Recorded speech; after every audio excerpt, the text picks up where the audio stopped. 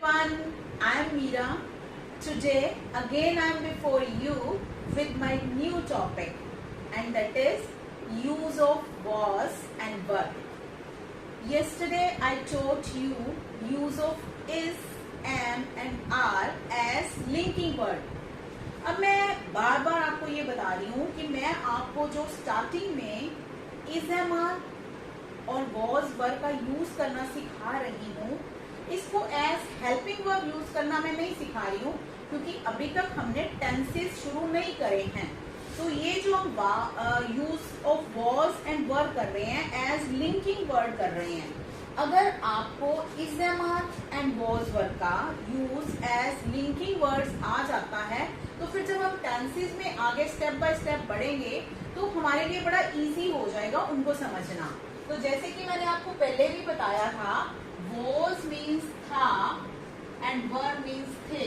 Means अगर आपका subject singular है, एक वचन है, तो आप लिंकिंग वर्ड was लगाएंगे, और अगर आपका सब्जेक्ट प्लूरल है तो आप लिंकिंग वर्ड were लगाएंगे।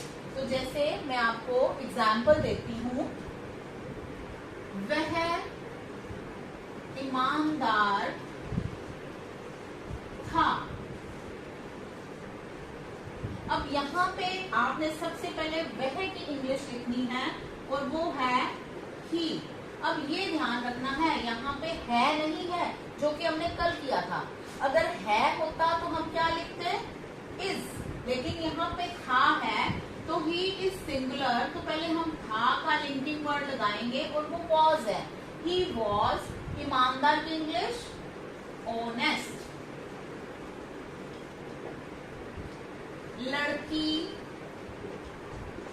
लड़कियां लिख लेते हैं, लड़कियां होशियार थी। अब यहाँ पे लड़कियां, उसके लिए आएगा द गर्ल्स। अब ये प्लूरल है, girl is singular, girls plural है, तो थी के लिए हम लगाएंगे वर। लड़कियां होशियार थी, द गर्ल्स वर। अब हम एंड में लिखेंगे होशियार की इंग्लिश, तो इंटेलिजेंट, इंटेलिजेंट। तो फिर से जैसे मैंने आपको पहले भी बताया, इसका रूल वही रहेगा, सब्जेक्ट देन लिंकिंग वर्ड जो हम कर रहे हैं, इज, एम, आर या वॉज, वर, जो भी हम कर रहे हैं, देन ऑब्जेक्ट रहेगा तीसरे नंबर पे। अभी हमने टेंसेस नहीं शुरू किए हैं, यहाँ पे कोई एक्शन नहीं हो रहा है, तो ये वर्ब नहीं आ रहा है यहाँ पे। उसके बाद ऐसे हम कई एग्जाम्पल ले सकते हैं, जैसे फूल सुंदर थे, फूल सुंदर थे, तो हम यहाँ पे लिखेंगे द फ्लावर्स वर, क्योंकि फ्लावर्स जो है वो प्लूरल है। द फ्लावर्स वर, प्रिटी भी लिख सकते हो, प्रिटी प्यारे के ये वैसे होता है, ब्यूटीफुल भी लिख सकते हो। The flowers were beautiful. I hope यहाँ तक आपको क्लियर है। उसके बाद हम इनके नेगेटिव सेंटेंसेस बनाएंगे, जैसे कि हमने कल इज, एम, आर का यूज करते हुए उनके नेगेटिव सेंटेंसेस बनाए थे। तो नेगेटिव सेंटेंसेस में मैंने आपको बताया था कि जब आप लिंकिंग वर्ड लगाते हो, तो लिंकिंग वर्ड के साथ जब नोट लगा देते हो, तो वो क्या बन जाएगा आपका नेगेटिव सेंटेंस। जैसे रमन बीमार नहीं था, तो यहाँ पे आपका सब्जेक्ट क्या है, रमन, ये कोई नाम है। रमन वॉज, नहीं का नॉट सिक, या ए भी यहाँ पे आप लिख सकते हो। तो इस तरह से आप इनके नेगेटिव सेंटेंसेस बना सकते हो। अब आपका क्या है, ना तो सब्जेक्ट चेंज होने वाला है, अगर सब्जेक्ट रमन है तो ऑब्वियसली आप रमन ही लिखोगे। आपका ऑब्जेक्ट क्या है, बीमार, तो आप सिक लिखोगे। आपको सोचना सिर्फ क्या है कि आपने लिंकिंग वर्ड क्या लगाना है, इज लगाना है, एम लगाना है, आर लगाना है, वॉज लगाना है या वर लगाना है। उसके लिए आपको सोचना पड़ेगा, और उसके लिए आपको ये पीछे देखना पड़ेगा कि हिंदी में या आपकी और कोई भी वर्नाकुलर लैंग्वेज है या पंजाबी में आप लिखते हो, तो उसके लिए आपका जो कर है वो पीछे जो है हेल्पिंग सॉरी इसको आप हेल्पिंग वर्ब भी कह सकते हो। लिंकिंग वर्ड जो है, जो लगाना है वो पीछे देख के लगाना है। तो ऐसे ही हम इंटेरोगेटिव सेंटेंसेस बनाएंगे।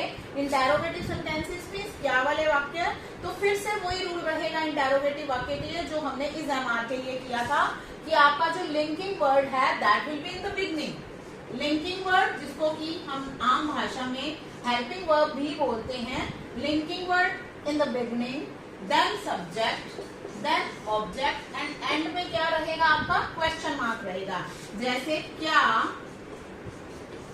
प्रिंसिपल दफ्तर में थे। अब देखो मैंने कहा क्या प्रिंसिपल दफ्तर में थे। अब प्रिंसिपल एक है लेकिन यहाँ पे मैंने थे लिखा है।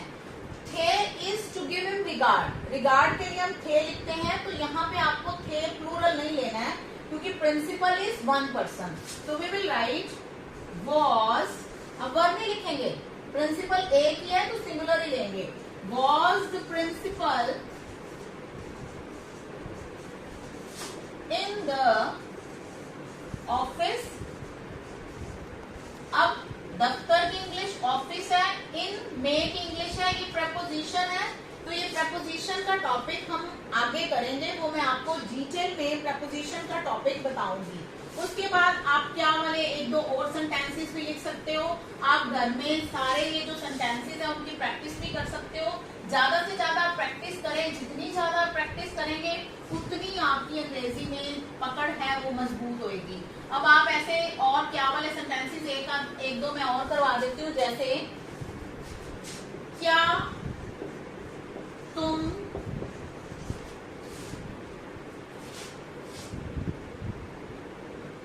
देरी से थे।